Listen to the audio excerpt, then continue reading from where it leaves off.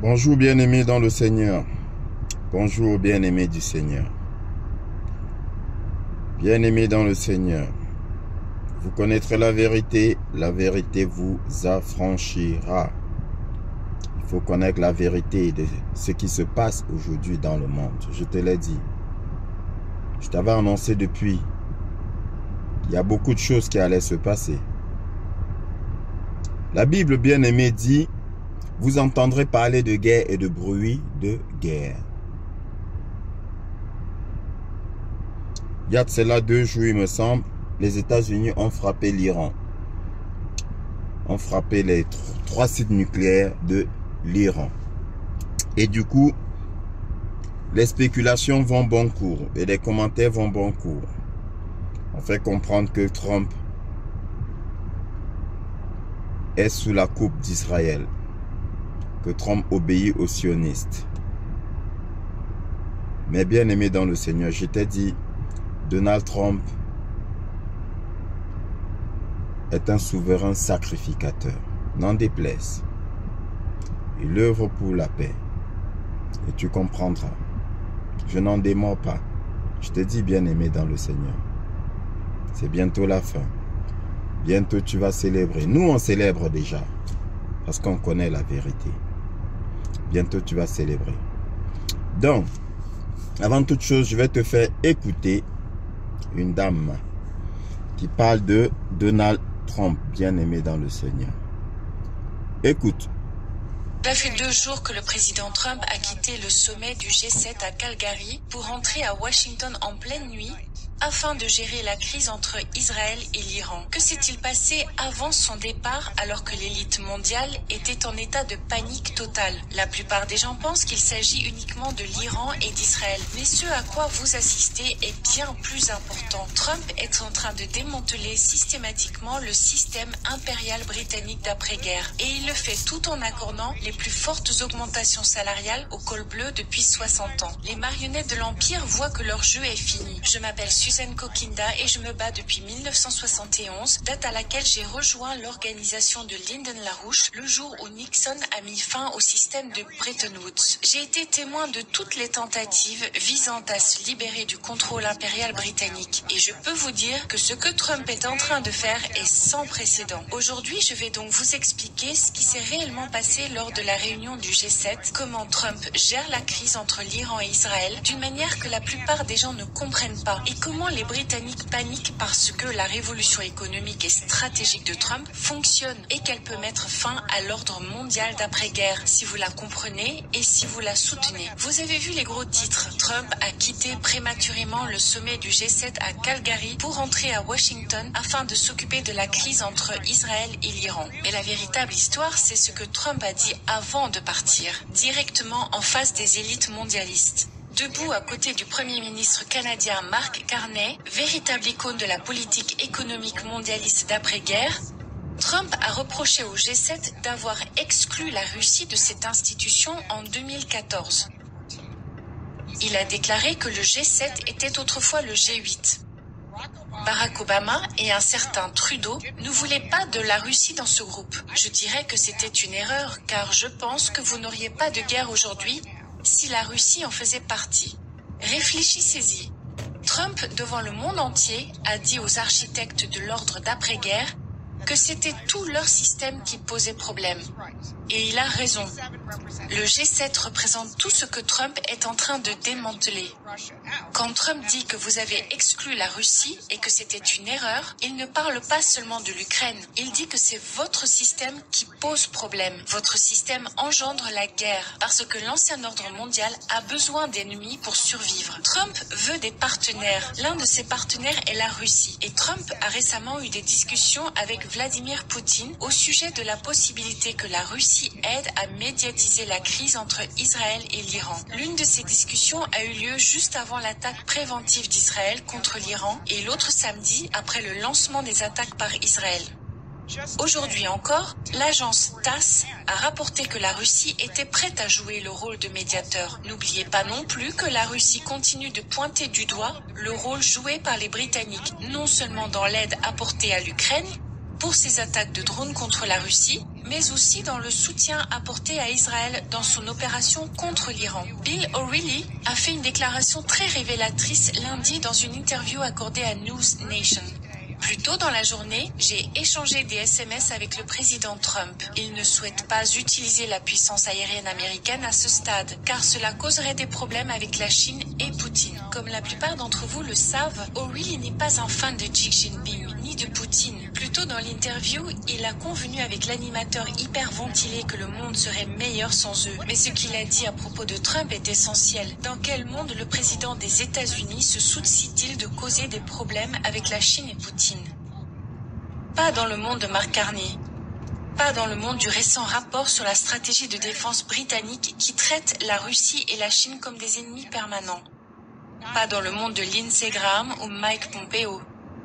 Donald Trump s'est engagé en faveur d'un nouveau monde des nations souveraines et non d'un monde dans lequel les nations sont des pions sur l'échiquier géopolitique que les maîtres du monde peuvent déplacer ou sacrifier à leur guise. Écoutez, il y a beaucoup de turbulences politiques. Certains avertissent que Trump est en train de se vendre aux néoconservateurs ou aux sionistes. Et d'un autre côté, vous avez les faucons bellicistes purs et durs qui veulent excommunier les partisans de Trump, qui ne veulent pas entrer en guerre avec l'Iran. Ils passent tous à côté de l'essentiel. Trump tente de démêler des décennies de politique impérialiste et il le fait au grand jour. Trump est confronté à des dirigeants et à des mouvements politiques tant au niveau national qu'international qui ont été créés par les élites britanniques. Les sionistes, les fondamentalistes islamiques radicaux, les néoconservateurs, sans parler de tous les fous de l'extrême gauche. Ces forces sont déchaînées dans un monde auquel Donald Trump doit faire face alors qu'il tente de prendre le contrôle de la situation, tout en maintenant son engagement à défendre les États-Unis et à rétablir leur souveraineté en tant que république. Et c'est ce qui terrifie les has-beens de l'ancien monde. Mais Donald Trump a besoin d'autre chose. Il a besoin que les gens ici, aux États-Unis et partout dans le monde, traversent le brouillard de la guerre et voient clairement la situation dans son ensemble et les principes qui la sous-tendent. C'est ce que nous faisons chez Promethean Action. Et je vous encourage à vous abonner à notre newsletter et à rejoindre une communauté de personnes capables de penser et d'agir de manière stratégique. Parlons donc de l'Iran. Les réseaux sociaux sont un foyer de rumeurs et d'alarmisme. Trump cède-t-il aux néoconservateurs et aux sionistes? Je ne le pense pas. Les États-Unis entreront-ils en conflit si l'Iran refuse de bouger? Donald Trump a été très clair à ce sujet. Et peut-être qu'au moment où vous regarderez cette vidéo, vous aurez déjà la réponse à cette question immédiate. Mais la question la plus importante est la suivante. Comprenez-vous les principes qui sont en jeu? Je pense que vous trouverez la réponse dans un tweet récent du vice-président J.D. Vance. Il a déclaré que le président américain avait fait preuve d'une cohérence remarquable depuis 10 ans, en affirmant que l'Iran ne pouvait pas se doter de l'arme nucléaire et qu'au cours des derniers mois, il avait encouragé son équipe de politique étrangère à conclure un accord avec les Iraniens pour atteindre cet objectif. Le président a clairement indiqué que l'Iran ne pouvait pas enrichir de l'uranium et il a répété à plusieurs reprises que cela se ferait de deux manières, la manière facile ou l'autre. Vance poursuit en expliquant que l'Iran pourrait disposer de l'énergie nucléaire à des fins civiles, mais qu'il a continué à produire de l'uranium enrichi bien au-delà des besoins civils, en violation de ses obligations. Vance souligne ensuite, et bien sûr, les gens ont raison de s'inquiéter des implications étrangères après 25 ans de politique étrangère idiote, mais je pense que le président a gagné une certaine confiance sur cette question. Et pour avoir vu cela de près et de manière personnelle, je peux vous assurer qu'il souhaite uniquement utiliser l'armée américaine pour atteindre les objectifs du peuple américain. Quoi qu'il fasse, c'est son objectif. Et c'est ce qui différencie Trump des néoconservateurs. Les néoconservateurs et leurs maîtres impériaux britanniques veulent une guerre sans fin et un changement de régime permanent. Regardez l'Iran et Israël, deux foyers d'opération des services secrets britanniques qui remontent à toute la période d'après-guerre. Dans son briefing de lundi, Barbara a expliqué comment les Britanniques, avec l'aide considérable de la CIA, ont renversé le gouvernement Mossadegh en Iran dans les années 1950. Ils ils ont mis le chat au pouvoir, qu'ils ont mis à la porte afin d'atteindre leur but qui était d'installer le régime islamique. Trump s'est engagé à mettre fin à cela, mais il faut reconnaître que lui et son équipe relativement restreinte sont confrontés à une culture de guerre et de changement de régime qui est profondément ancrée dans les institutions militaires et les services de renseignement. Mais ils font aussi quelque chose d'encore plus fondamental. Trump menace de remplacer l'ordre économique libéral d'après-guerre par le retour le plus spectaculaire que le système américain ait connu depuis des générations. Alors que Trump faisait face à la crise mondiale, ses politiques donnaient des résultats incroyables au niveau national. Les cols bleus ont vu leur salaire réel augmenter de près de 2% au cours des 5 premiers mois de sa présidence. La plus forte augmentation enregistrée sous un gouvernement américain depuis près de 60 ans. Le secrétaire au Trésor Besson a souligné que cette augmentation de près de 2% était sans précédent et qu'elle résultait de l'importance accordée à l'industrie manufacturière et de la volonté d'expulser les immigrants illégaux du marché du travail. Lorsque l'ICE a fait une descente dans une usine de conditionnement de viande à Omaha, des dizaines d'Américains se sont présentés le lendemain pour remplir des demandes d'emploi. C'est ainsi que l'on redonne sa dignité au travail. Et l'Empire britannique a passé des siècles à convaincre les Américains que la prospérité passe par des guerres impériales et une main-d'œuvre étrangère bon marché. Trump leur prouve qu'ils ont tort. Mais tandis que Trump combat l'empire mondial à l'étranger, il est confronté à des sabotages chez lui. À l'heure actuelle, le même groupe néoconservateur du Sénat qui s'est opposé à des accords pacifiques en Ukraine et en Iran tente de saboter la révolution économique de Trump. Le grand et beau projet de la loi de Trump représente le point de départ de sa révolution économique. Mais les républicains du Sénat, infectés par ce que j'appelle le double mal de la guerre perpétuelle et de l'idéologie libertaire du libre-échange, tentent d'édulcorer les dispositions qui aideraient la base ouvrière croissante de Trump. Ils réduisent l'aide Medicaid, sapent la disposition sur la non-imposition des pourboires et réduisent les incitations à la fabrication qui pourraient créer jusqu'à 6 millions d'emplois ouvriers. S'ils parviennent à vider ce projet de loi de sa substance, ils saboteront la promesse de Trump aux travailleurs américains et risqueront de livrer les élections de mi-mandat aux démocrates. Et c'est là même que les meilleurs partisans de Trump échouent. Ils parlent de l'état profond, de la machine de guerre et de la CIA. Ils n'ont pas tort. Et lorsque Tucker Carlson et Steve Bannon ne font pas le lien entre les ouvertures de Trump vers la Russie et la Chine et sa stratégie plus large visant à détruire le contrôle impérial britannique, ils laissent les gens dans le flou. Lorsque Trump parle de travailler avec la Russie et la Chine, il ne trahit pas les intérêts américains. Il construit la coalition nécessaire pour enfin briser l'hégémonie impériale britannique. Réfléchissez-y. La Russie dispose de vastes ressources naturelles. La Chine a une capacité de production. Et l'Amérique possède les marchés technologiques et financiers. Ensemble, ils forment une combinaison puissante à laquelle pourrait s'ajouter l'Inde, qui représenterait une alternative au système financier centré sur Londres, qui domine le monde depuis la Seconde Guerre mondiale. C'est pourquoi les Britanniques sont prêts à risquer une troisième guerre mondiale pour arrêter Trump. Ils savent que s'il réussit à créer un nouvel alignement des nations souveraines, leur jeu séculaire sera terminé.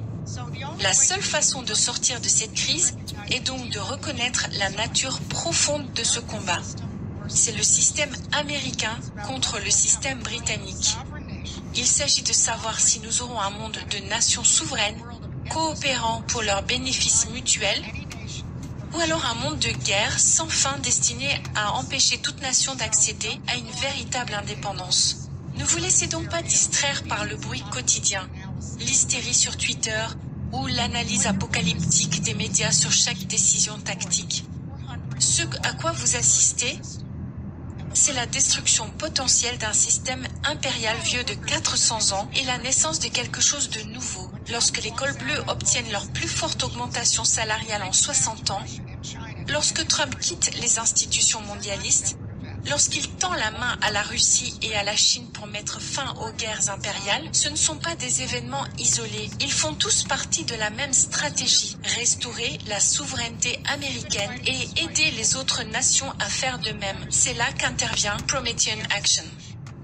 Nous menons ce combat depuis plus de 50 ans et nous comprenons à la fois l'ennemi et la solution.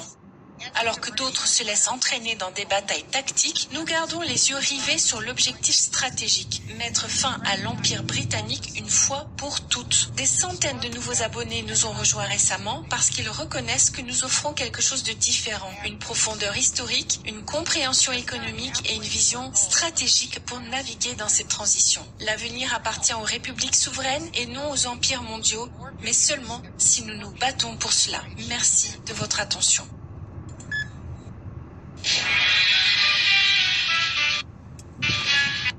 Voilà, bien-aimé dans le Seigneur.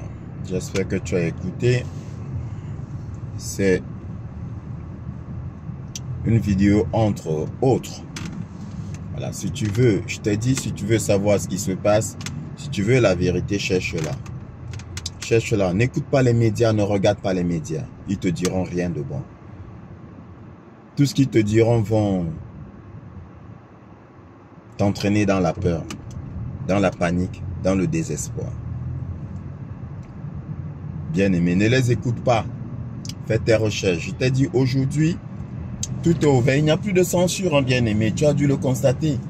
Il n'y a plus de censure. C'est fini. Mais pourquoi est-ce qu'il n'y a plus de censure, selon toi? Pourquoi aujourd'hui tout le monde parle, tout le monde s'exprime, on ne censure pas? Pourquoi? Parce qu'ils ont été neutralisés. Le combat de Trump, tu ne le vois qu'à la surface. C'est un combat immense, c'est un combat terrible. Bien-aimé dans le Seigneur. C'est un combat incroyable.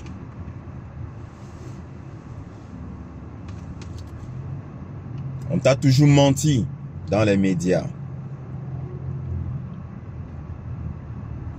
On a élevé un peuple contre un autre peuple. Une race contre une race. Une religion contre une religion. Une tribu contre une tribu. Mais c'est une poignée de personnes bien-aimées qui a fait cela. Parce que les pays, je te répète, les pays que tu vois là, les grands pays que tu vois là, étaient dirigés par une poignée de personnes, ainsi que les pays d'Afrique. Nos dirigeants en Afrique rendaient compte à cette poignée de personnes, à ces mêmes familles, aux 13 familles Illuminati, aux 13 familles Illuminati. Et maintenant, quand tu fais tes recherches, tu te rends compte que toutes ces 13 familles-là ont un lien avec Israël. Bien-aimé dans le Seigneur. Eh oui. Eh oui. Comme par hasard, quand tu vois l'Iran, l'Iran est l'un des rares pays dans le monde aujourd'hui qui n'a pas de banque centrale. L'Iran est l'un des rares pays dans le monde, bien-aimé dans le Seigneur, qui n'emprunte pas à la Banque mondiale. Et ça, c'est pas bon. Ce n'est pas bon pour les mondialistes. Parce que c'est pas la dette qu'ils tiennent les pays, bien-aimés dans le Seigneur. C'est pas la dette qu'ils tiennent les pays. Et j'avais posé une question très simple. À la limite, une question qui semble bête. Quand on emprunte là, on emprunte à qui? Bien-aimé dans le Seigneur. On emprunte à qui? À un pays? Non. On n'emprunte pas à un pays. En règle générale, à la banque, à la banque mondiale, on emprunte de l'argent à cette banque mondiale. Mais maintenant, qui détient cette banque-là? Fais tes recherches. Et quand tu regardes, bien-aimé dans le Seigneur, la plupart des banques dans le monde, les grandes banques, les banques centrales, appartiennent à la famille Rothschild. Alors, bien-aimé, explique-moi comment est-ce que une famille peut être plus riche que des dizaines de pays réunis. Ah. Cela semble stupide, hein? Mais je te dis, bien-aimé, nous n'allons plus compliquer les choses. N'écoute pas ces soi-disant intellectuels-là qui te sortent des grands discours, des grandes théories qui te perdent. Non, les choses sont simples. On fait comme au quartier, on fait comme au marché du coin. Les choses sont simples. On explique les choses simplement. Bien-aimé dans le Seigneur, l'argent là, qu'on emprunte là, c'est à des personnes. Alors, explique-moi comment est-ce que des personnes peuvent être plus riches que des pays. Qu'une famille ou plusieurs familles peuvent être plus riches que des pays, bien-aimés dans le Seigneur. Vous acceptez quoi? Vous acceptez n'importe quoi. Parce que la richesse d'un pays, bien-aimé, c'est son sol. Comment ça se fait donc qu'une personne soit plus riche que la richesse d'un pays? Prenons juste un pays. Hein. Mais si tu regardes bien, presque tous les pays du monde sont endettés. Ils ont emprunté à qui? À la même banque. Ils ont emprunté à la même banque. Tu me diras que le Cameroun doit par exemple de l'argent à la France. Oui, je suis d'accord, je refuse pas. Admettons que le Cameroun doive de l'argent à la France. Je parle du Cameroun parce que c'est mon pays. Que le Cameroun doive de l'argent à la France. Mais la France aussi est endettée. Ce grand pays est bougrement endetté.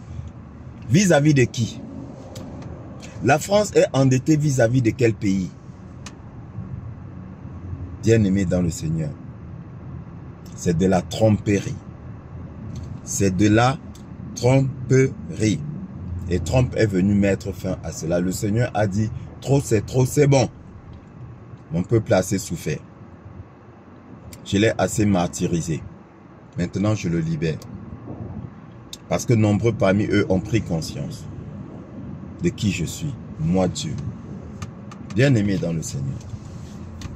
Donc, revenons sur cette histoire de l'Iran. Beaucoup disent que Trump est à la solde des Israéliens, de Netanyahou. Et plus précisément des sionistes. Parce qu'il ne faut pas confondre, bien-aimé dans le Seigneur, il ne faut pas confondre Israël, les Juifs et les sionistes. Déjà, j'ai une question pour toi. C'est qui le Juif? Va dans la Bible et tu seras surpris. Donc bref, ça c'est un autre sujet. On reviendra là-dessus. On dit que Trump lèche les bottes de Netanyahou, le premier ministre israélien. Bien-aimé dans le Seigneur. Déjà pour commencer, il est où Netanyahou? Tu me diras qu'il est là. Ok. Fais tes recherches. Donc, bien-aimé, quand l'Irak a été frappé, ce qu'on ne t'a pas dit, c'est que l'Irak était comme l'Iran et comme la Libye. Pas de banque centrale. Aucune banque des Rothschild chez eux. Ils n'empruntaient pas. Ils n'empruntaient pas. Fais tes recherches. Bizarrement, tous les pays qui n'empruntaient pas ont été frappés. Parce que c'était des pays. Un pays qui n'emprunte pas est un pays souverain. Et sauf que ça n'arrange pas. Donc, quand l'Irak a été frappé, qu'est-ce qu'on a prétendu? La même histoire. Qu'ils enrichissaient l'uranium pour la bombe,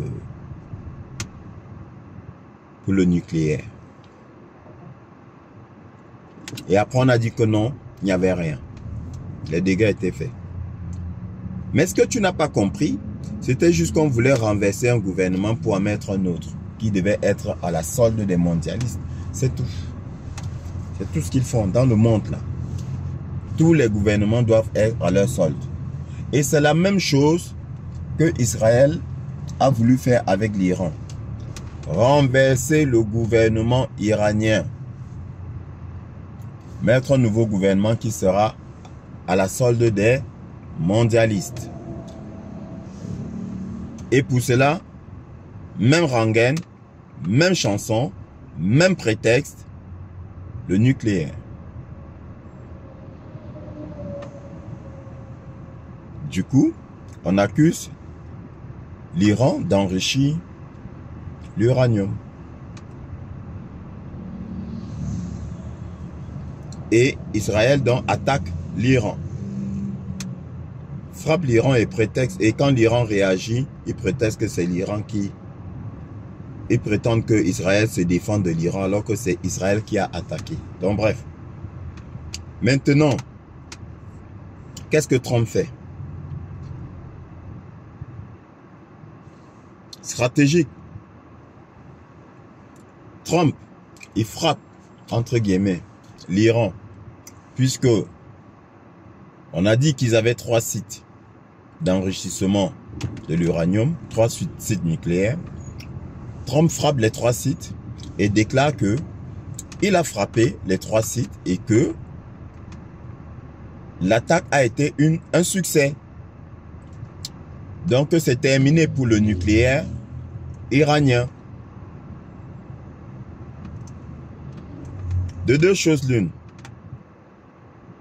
Soit Trump dit la vérité, qu'effectivement, soit on accepte que Trump dit la vérité, parlant de Netanyahou. Ça veut dire quoi? Ça veut dire que s'il accepte que Trump dit la vérité, donc Israël n'a plus de raison d'attaquer l'Iran. Terminé. Soit Netanyahou prétend que Trump ment. Et là, ça cause problème. Parce que maintenant, Israël s'élève contre les États-Unis. Il va se mettre au pour dire que Trump ment. Donc du coup, maintenant, les États-Unis se retournent contre Israël. Donc dans l'un ou l'autre cas, Israël est piégé. Puisque Trump dit, c'est quoi le message de Trump? Le message de Trump est simple. Vous vous lancez dans une guerre qui risque de se généraliser parce que l'Iran a des sites nucléaires, des sites d'enrichissement, ils enrichissent l'uranium. Alors, je détruis ces sites et le débat est clos. Puisque ces sites sont détruits, il n'y a plus de raison qu'il y ait la guerre. Et c'est pour ça que Trump a dit, j'ai détruit les 3 sites, l'opération s'est très bien déroulée, maintenant place à la paix. Allez sur son site, Truth Social ou Twitter, vous allez voir ce qu'il a posté. Maintenant place à la paix. Donc, là maintenant, Israël n'a d'autre choix que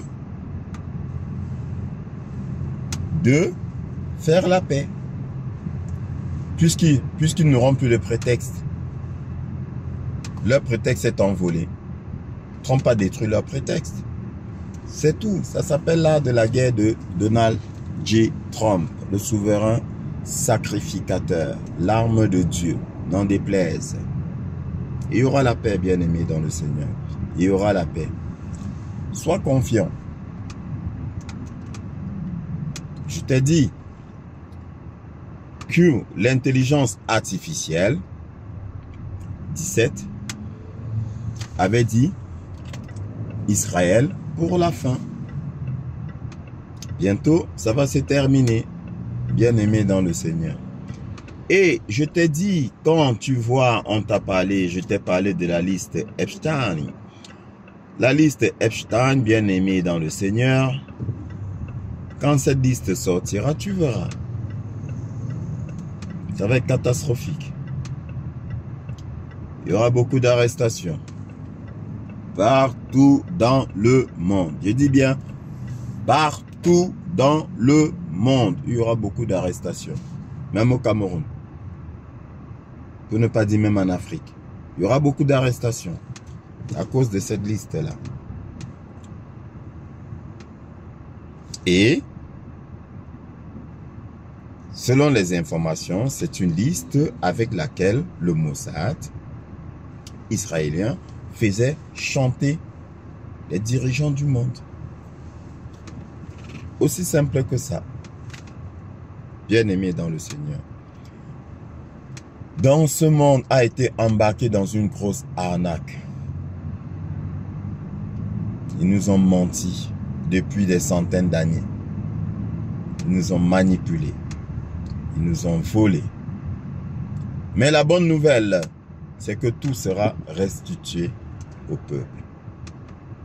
l'or du Vatican sera restitué. L'argent qu'ils ont volé, qu'ils ont passé leur temps à voler, cet argent sera restitué. Tout l'argent qui a été saisi. Les peuples du monde vont se réjouir. Bien-aimés dans le Seigneur. Voilà la conversation d'aujourd'hui. Garde espoir. Garde espoir. Tu trouves le temps long? C'est moins long que des centaines d'années d'esclavage, d'asservissement, de manipulation, de mensonges. Des centaines d'années. Donc ne dis pas que c'est long. Ce n'est pas long. Bientôt la délivrance. Bientôt les réjouissances. Bien-aimés dans le Seigneur. Ne vous y trompez pas. Trump œuvre pour la paix. Et je l'ai dit, je répète encore les dirigeants de l'Afrique. C'est terminé. C'est terminé. Sauf que, bien-aimé, tu dois te réveiller. On doit te réveiller. Donc, c'est pour cela que tout ce film, tout ce cinéma a été mis en place dans le but de te réveiller. Pour qu'à l'avenir, ça n'arrive plus. Parce que si on ne te réveille pas, bien-aimé, ça ne sert à rien. Tu ne comprendras rien. Il faut qu'on te réveille pour que tu comprennes.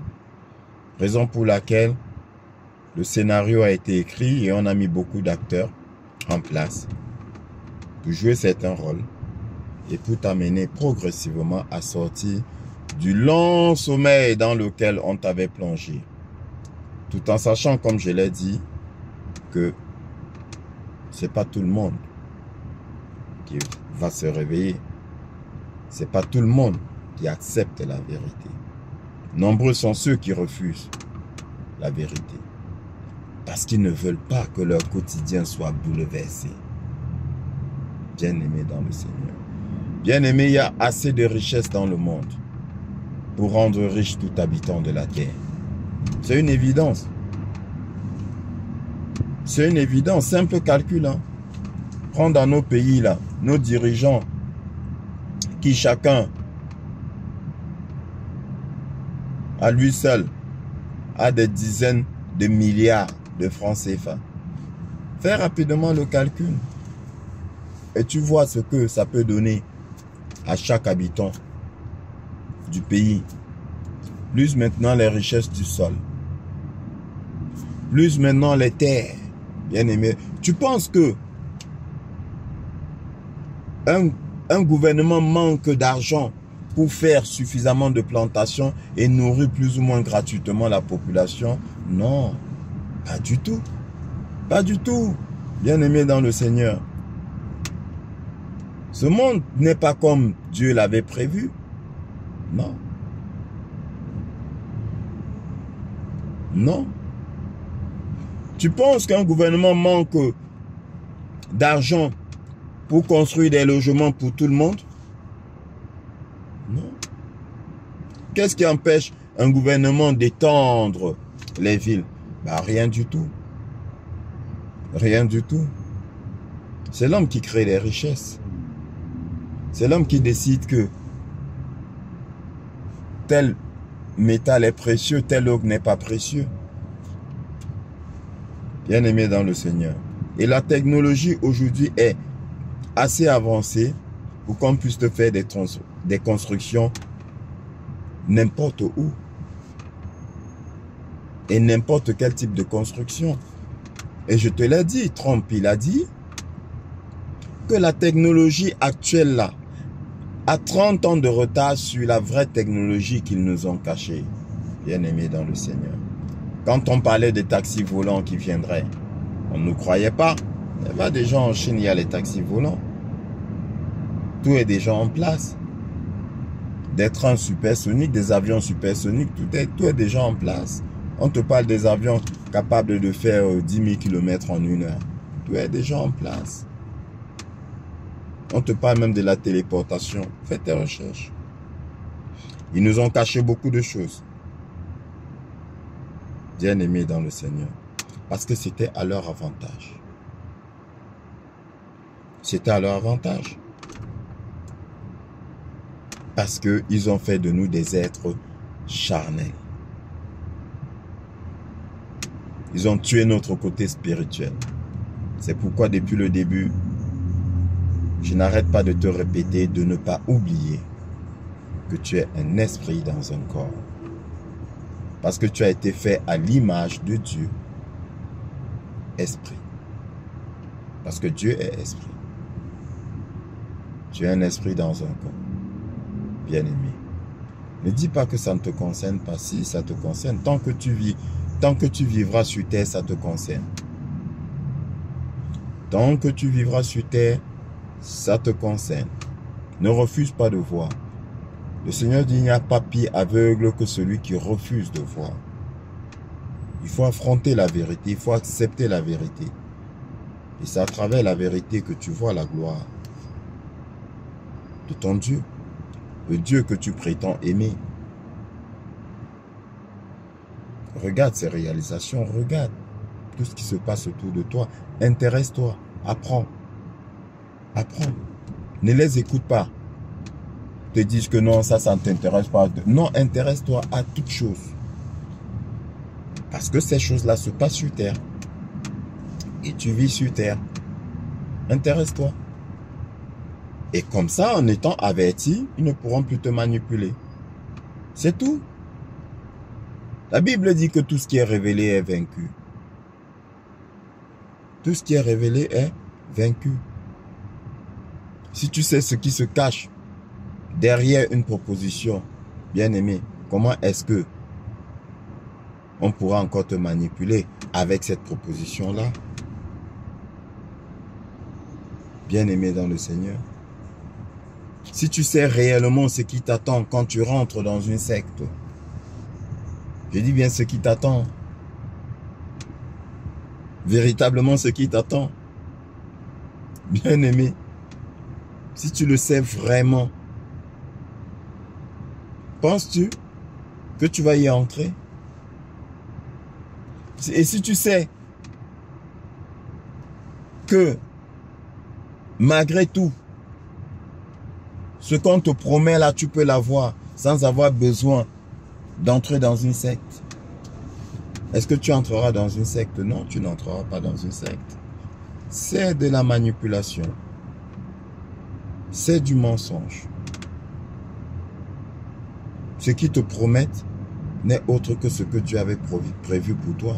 Mais ils te manipulent. Ils te manipulent. Si tu signes un contrat avec eux, tu es piégé. Oui, bien-aimé dans le Seigneur. Tout ce qui est révélé est vaincu. C'est pourquoi il faut rechercher la vérité, rechercher la connaissance, bien-aimé dans le Seigneur. Pour que plus rien ne te surprenne. Pour que plus rien ne t'induise plus en erreur. Bien-aimé dans le Seigneur. Voilà donc pour aujourd'hui. Garde la foi. La paix sera pour tous. Ils ont imposé la guerre. Maintenant, on va leur imposer la paix. Que Dieu te bénisse.